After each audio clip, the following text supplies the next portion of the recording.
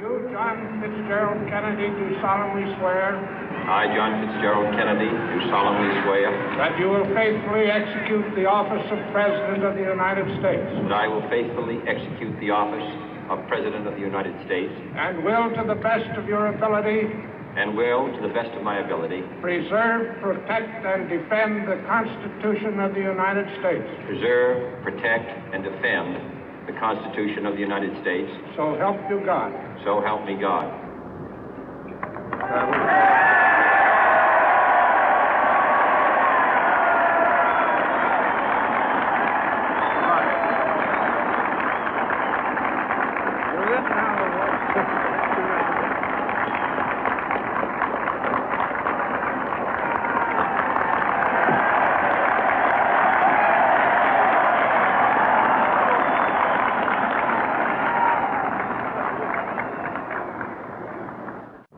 Vice President Johnson, Mr. Speaker, Mr. Chief Justice, President Eisenhower, Vice President Nixon, President Truman, Reverend clergy, fellow citizens.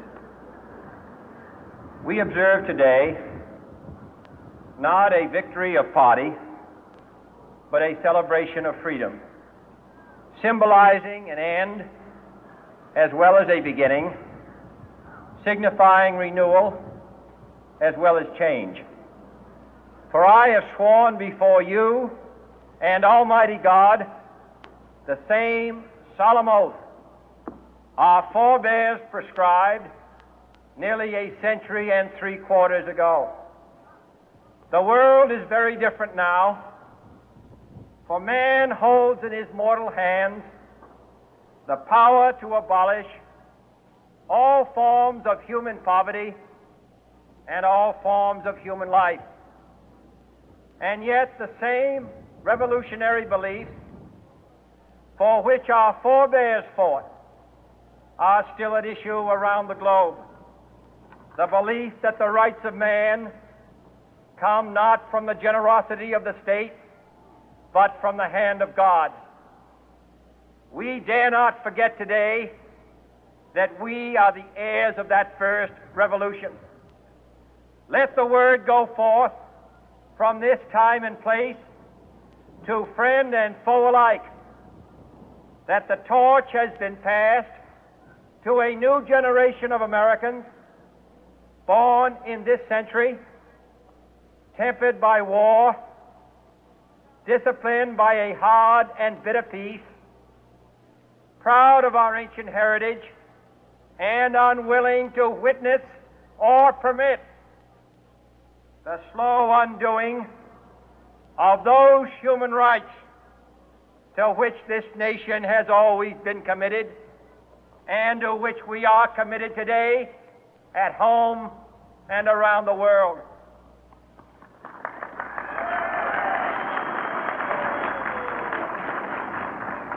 Let every nation know, whether it wishes us well or ill, that we shall pay any price, bear any burden, meet any hardship, support any friend, oppose any foe to assure the survival and the success of liberty.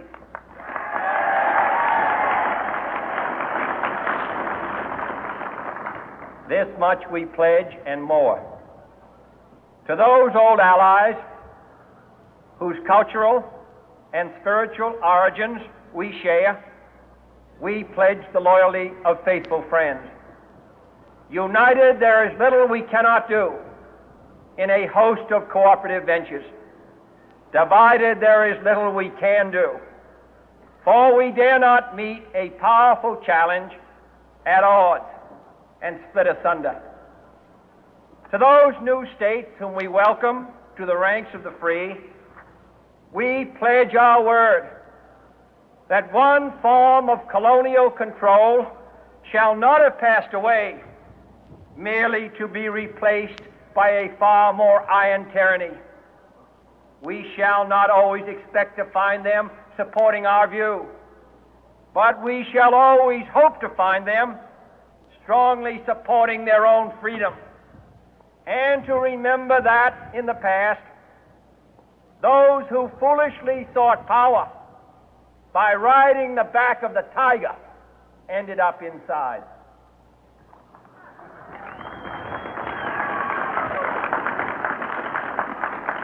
To those people in the huts and villages of half the globe struggling to break the bonds of mass misery, we pledge our best efforts to help them help themselves for whatever period is required, not because the communists may be doing it, not because we seek their votes, but because it is right.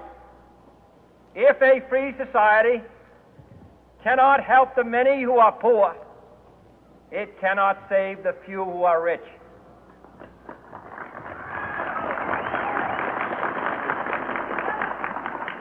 To our sister republics south of our border, we offer a special pledge to convert our good words into good deeds, in a new alliance for progress, to assist free men and free governments in casting off the chains of poverty.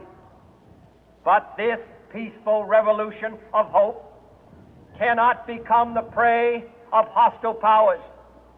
Let all our neighbors know that we shall join with them to oppose aggression or subversion anywhere in the Americas. And let every other power know that this hemisphere intends to remain the master of its own house.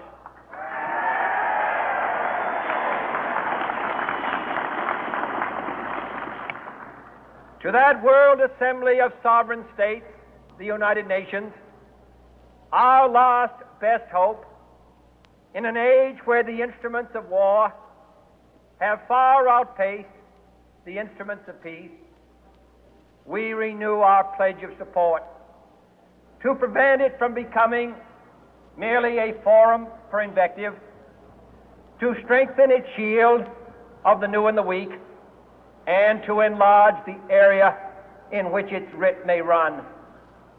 Finally, to those nations who would make themselves our adversary, we offer not a pledge, but a request that both sides begin anew the quest for peace.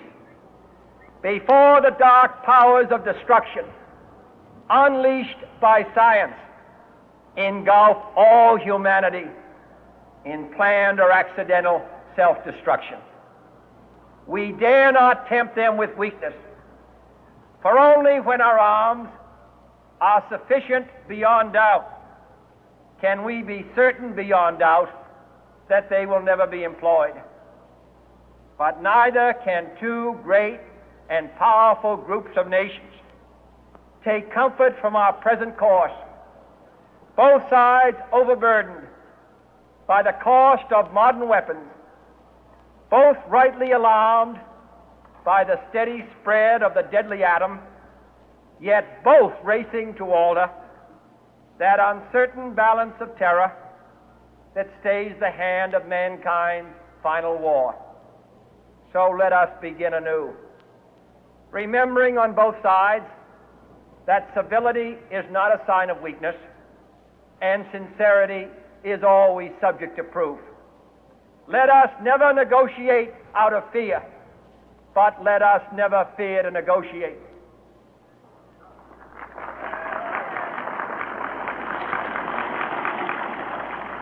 Let both sides explore what problems unite us, instead of belaboring those problems which divide us.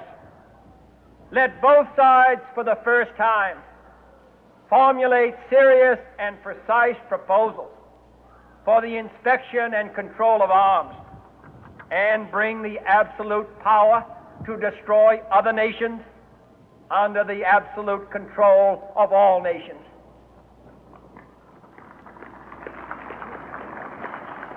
Let both sides seek to invoke the wonders of science instead of its terrors.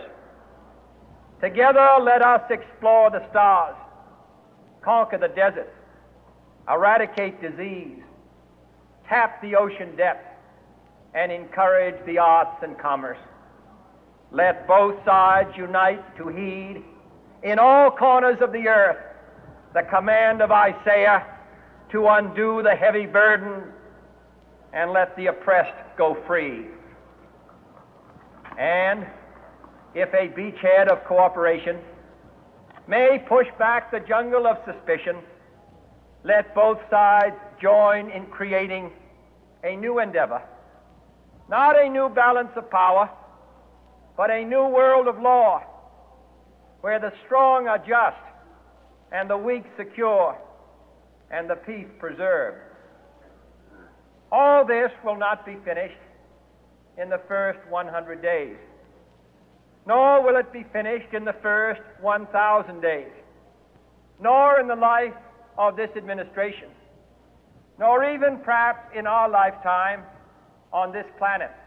But let us begin.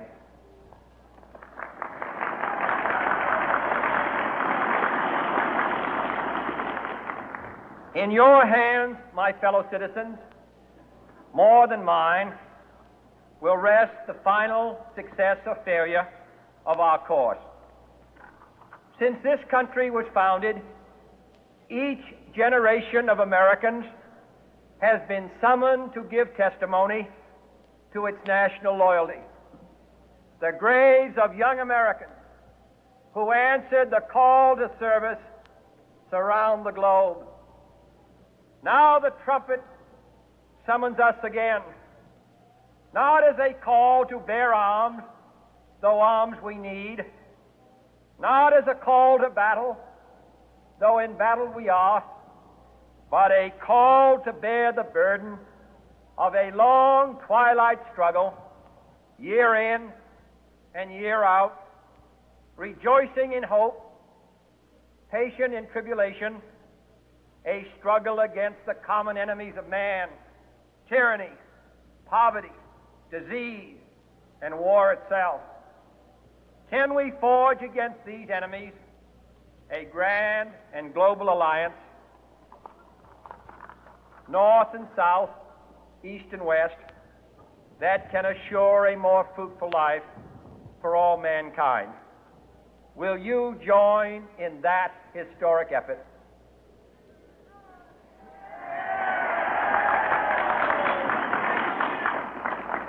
In the long history of the world, only a few generations have been granted the role of defending freedom in its hour of maximum danger. I do not shrink from this responsibility. I welcome it.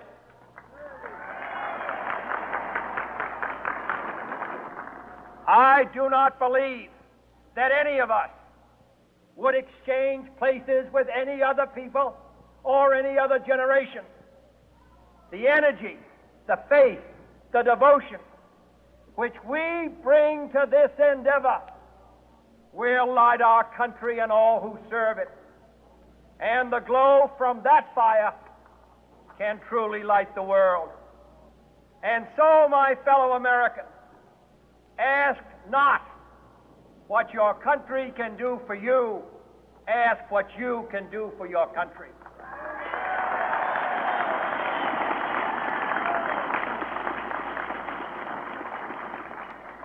My fellow citizens of the world, ask not what America will do for you, but what together we can do for the freedom of man.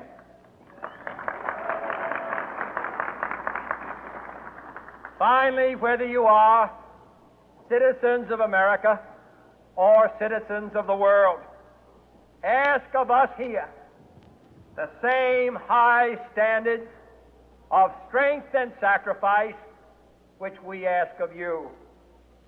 With a good conscience, our only sure reward, with history the final judge of our deeds, let us go forth to lead the land we love, asking His blessing and His help, but knowing that here on earth, God's work must truly be our own.